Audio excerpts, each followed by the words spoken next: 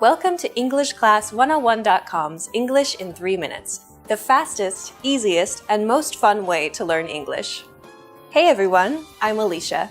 In this series, we're going to learn some easy ways to ask and answer common questions in English. It's really useful, and it only takes 3 minutes. In this lesson, you're going to learn how to ask and say where you live. Usually, someone will ask you where you live as a polite question after they've asked you your name, where you're from, and what you do for a living.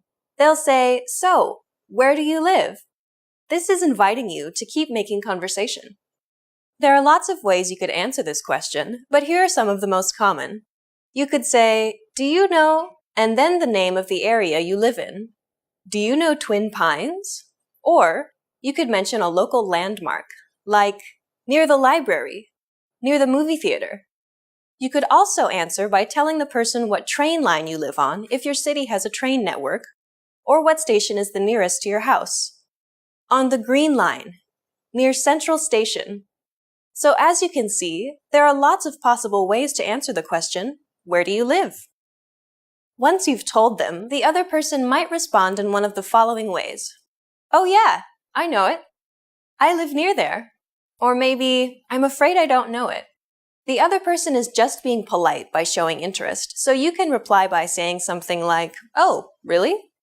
Since the other person is asking you this question to be polite, a good way to continue the conversation is to ask them the same question in return.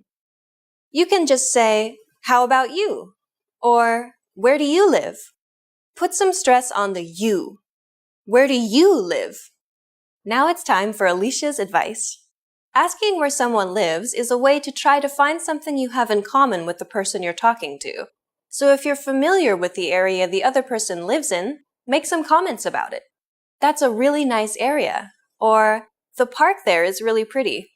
Anything is fine, as long as you don't say anything negative that could be taken as offensive, like, "That area has a high crime rate." Or, "I hear that area is really dangerous." Do you know how to ask which school someone goes to? Find out next time in the 8th English in 3 minutes lesson. See you next time!